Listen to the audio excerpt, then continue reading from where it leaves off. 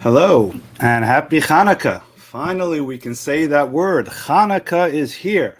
Last night we lit the first candle. We're getting ready to light the second candle shortly. And it's really a tremendous holiday. And it's just the first day. There's so much going on, getting ready, making sure all the preparations are set in place. You finally get it in place. Today is Shabbat, a short Shabbat. We have another, let's say what? Hour and a half to get ready for Shabbos. It's a really rush day, so much going on. But you know what? With all the rush and everything, we have to take a breath. We have to stop. We have to reflect on what is so special about this special holiday of Chanukah. There's the gifts, there's the beautiful menorah, there are the delicious latkes, but there's a deeper meaning that Chanukah can bring us, not just for today, not just for Chanukah, but hopefully for the days that follow Chanukah. Because we don't celebrate a festival to remember what happened in the past. We tune in to the energy of this festival to enable us to go forward. So we're going to share a thought for this festival of Chanukah. But first, I want to remind everyone, jewishcenter.info/Chanukah events. On this Chanukah website, you'll see all the wonderful things that we have. We are fully aware of the new restrictions placed on by our governor, and we will fully comply to the limitations that he has imposed upon us. But even if you're not comfortable coming out, there's so many things that you can do just from the comfort of your home. And if you need help, let us know. We'll bring you the menorah, we'll bring the candles, we'll bring the dreidel, we'll bring whatever you need. Leave it at your door. The main thing is, do not let this beautiful Chanukah pass by. So what is the beautiful message of Chanukah? You know, we sit by the menorah. It's really beautiful. Even last night, it was the first candle. But as they grow, there's just a certain glow, there's certain energy, there's a certain vibe that is generated from this beautiful mitzvah. But it's important that we know why we light the menorah, so we can continue to light the menorah in a spiritual sense. And very briefly, what happened was, thousands of years ago, as every Jewish holiday begins, our temple was desecrated. It wasn't destroyed, but it was desecrated. It was violated. And the level of purity of its material was contaminated. It was defiled. Particularly the oil that is used to light the beautiful candelabra that lit up the menorah. And as our sages tell us, it didn't just lit up the temple, but didn't just light up the temple, but the windows in the temple were then narrow in the inside and broad outside. So to allow that light to shine out, there's a certain purity, a divinity, as something special about this menorah. And it required a special pure oil that was very hard to produce, that needed to be sealed by the high priest of the time to make sure indeed it was pure. When the Greek Romans desecrated the menorah, they made sure not to break the oil, but to break the seal. So they didn't care if you had oil, but they didn't like the fact that it was pure. There was some divine, godly energy to something so materialistic. So they broke the seal. When the Jews recaptured the temple, they needed to light the menorah. They couldn't find any pure oil until they found this little jug of oil, but it would only last one day. They needed 8 days to produce new pure oil.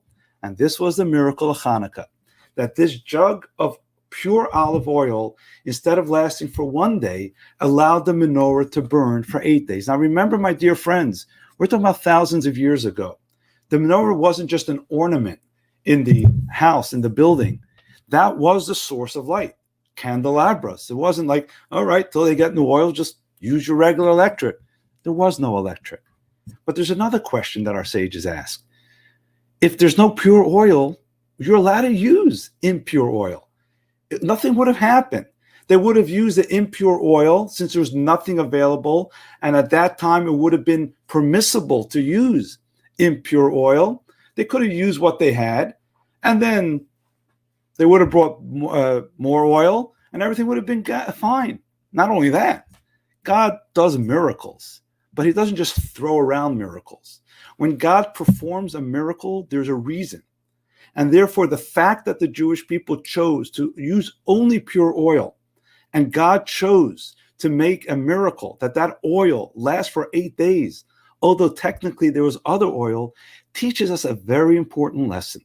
An important lesson not only in how we understand the story of Chanukah, but how we understand ourselves and how we can move forward, particularly in our times. What does this teach us? See, my dear friends, Chanukah wasn't just the regular flow of things. Another day at the temple, they needed to light the menorah. It was impossible to get olive oil, pure oil, so they were able to use impure oil. This was a rededication. This was a reset. This was a new beginning.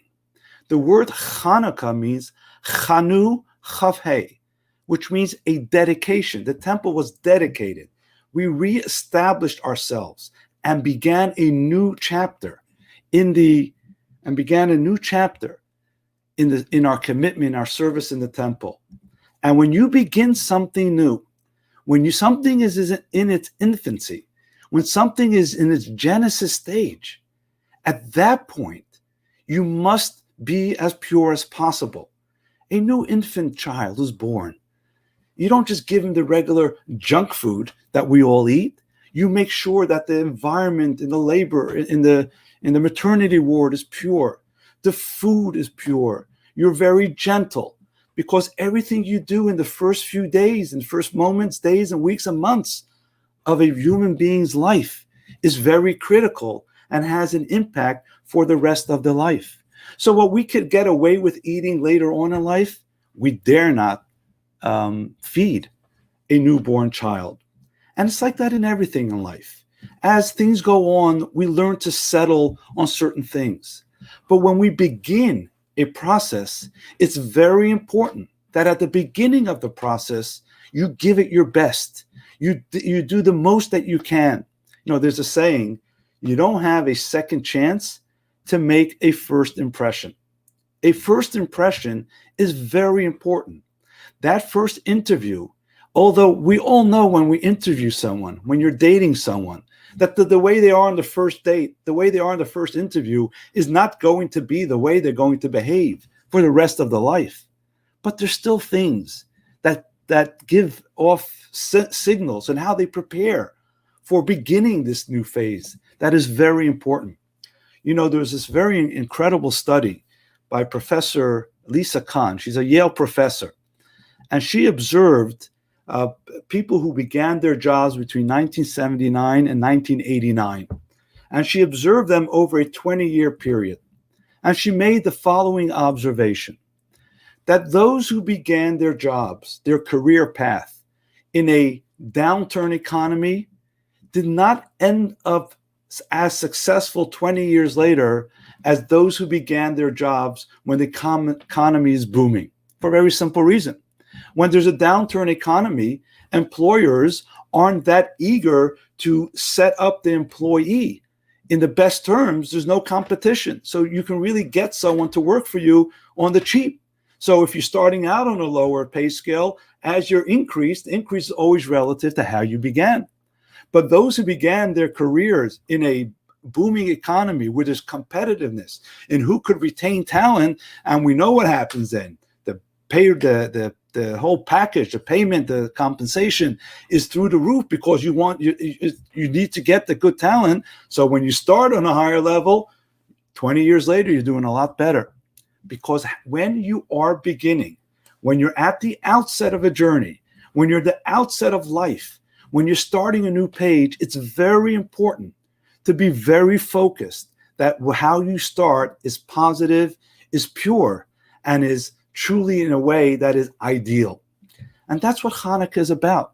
Chanukah is about starting new. We don't light the 8 candles the first night.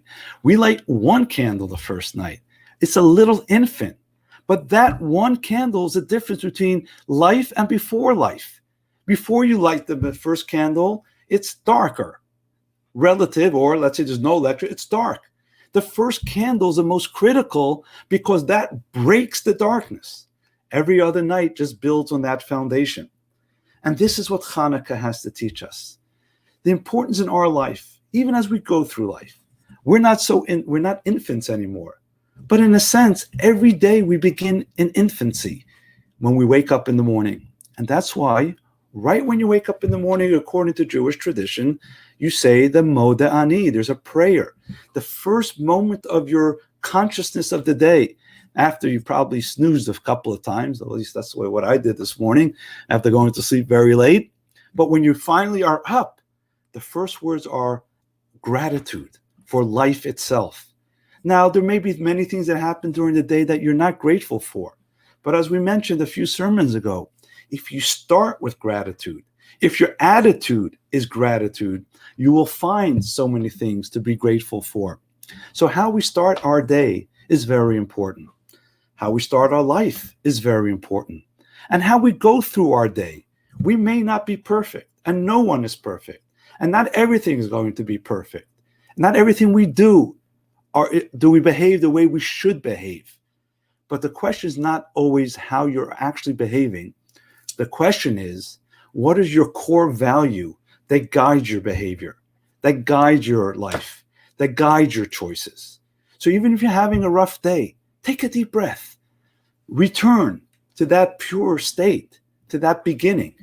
And if it's a pure state of beginning, it will project positive energy. So the second, third, fourth, as you grow forward, it will be imbued with greatness. I want to conclude with a little story.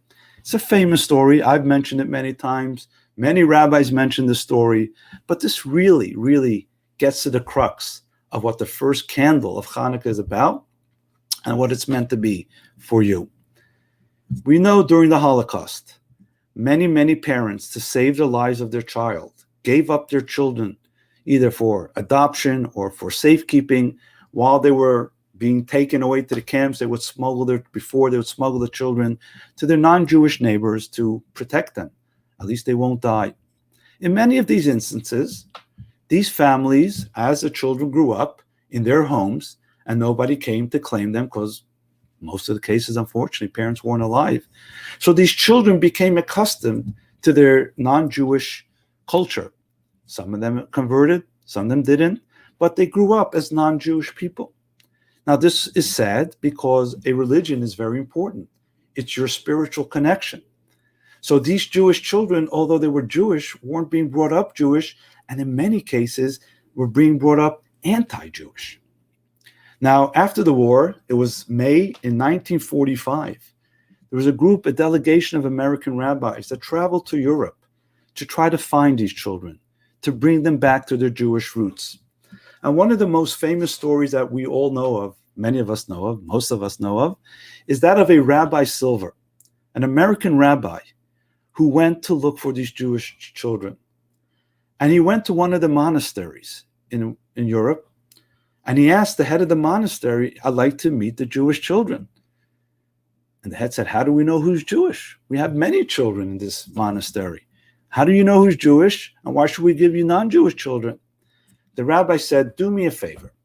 Bring all these children into one big room, and I will tell you who's Jewish, and you will know who's Jewish." Well, the priest had no choice. He had a challenge. Good. So they bring in all the kids. And Rabbi Silver, with all his might, says, "Shema Yisrael, Adonai Eloheinu, Adonai Echad." And all of a sudden, amongst all these children, you see one child start saying, "Mommy." Another child says, "Tati." Another child says, "Umain." And another child says a different thing that his parents would say with him. And all of a sudden, the Jewish children were drawn to this testimony of Jewish faith. Although it was years that they never even acknowledged or were in tune with their faith. But because they had a strong foundation of connectedness to their faith, even though they were in Christian homes and in homes that people wanted to convert them, that foundation, that pure beginning of their life stood with them even in the hardest and most challenging of times. So this is what I'd like you to do this Chanukah. As you look at the menorah, the Rebbe always taught us, don't look at the menorah, listen to the menorah. These flames are telling us something. And the first flame of the first night, and tonight, the second night, tell us that when you start something new, as we're starting to light the menorah, even though later on it may get challenging, make sure you start it in the right way. And when you start it in the right way, it will continue. So, my dear friends, think of something that you would like to start new. Think of something where you are in your life that you shouldn't, it's not the best that you can be. It's not bad, but you can do better. You can have a little stronger commitment. You could come around once in a while on Shabbat when COVID is over, or do a mitzvah a little better, eat a little more kosher, another mezuzah, learn more Torah, whatever level of life you're on. And you'll say, well, that's not me. That's not who I am. That's not the way I conduct myself. That is true. It may not be who you are at this moment, but what do you want to be? What would you like to be? And even though that ideal may be very far, start. Make sure your foundation is pure. Because when your foundation is pure, as much as you wish, wash, go, deviate one way or another, it will keep you focused on a path of purity, on a path of purpose, a path of spiritual fulfillment. May this Chanukah inspire all of you and myself as well to continue growing the path and making sure that the kindling of the menorah and the kindling of our inner menorah is always fed with pure oil, because that pure oil will allow us to bring more purity and more happiness into the world. So, my dear friends, let's really appreciate this Rosh Hashanah. It sounds like a Rosh Hashanah sermon. This Chanukah. And once again, I invite you to participate in our virtual events, in our drive-by events, whatever event makes you comfortable. Make sure you tune in, because you tune in, you'll be able to take out. So I want to wish you all a good Shabbos. And like we always do, we'll take a few moments. If anybody who's on listening would like to share good Shabbos or Chanukah wishes, let's see who's commenting here. All right, Anita. Anita says, good afternoon, good Shabbos, and a very happy Chanukah to you as well. Iris. Actually, I never heard the story at the end of your talk. Beautiful, encouraging. Thank you. Happy Chanukah. Oh, Anita also says she never heard the story. See that? Always good to share a story or repeat a story. Tamara. Thank you, Rabbi Shem Tov. Happy Chanukah. All right, my friends, we're going to sign off in a few moments.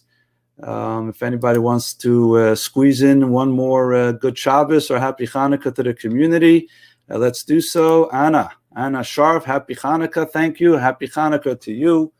Arlene, good Shabbos, Chag Sameach, happy Chanukah to you. Thank you all for your participation and sharing your greetings and celebration and the commitment to the festival of Chanukah. Happy Chanukah, good Shabbos. Let me just remind you that tonight we light the Chanukah menorah before Shabbat candles, although every night of Chanukah we make sure we light when it's dark, but of course because of Shabbat we do it as close to as dark as it gets, and therefore we light it right before we light the Shabbat candles, which is very shortly. So I got to get going, you got to get going, we all have to get going. Have a wonderful good Yontiv, have a wonderful Shabbos, and we'll see you Sunday morning, 11 o'clock, for our Chanukah version of Lox, Bagels, and Life. Maybe we'll call it Latkes, Bagels, and Life. Have a good Shabbos.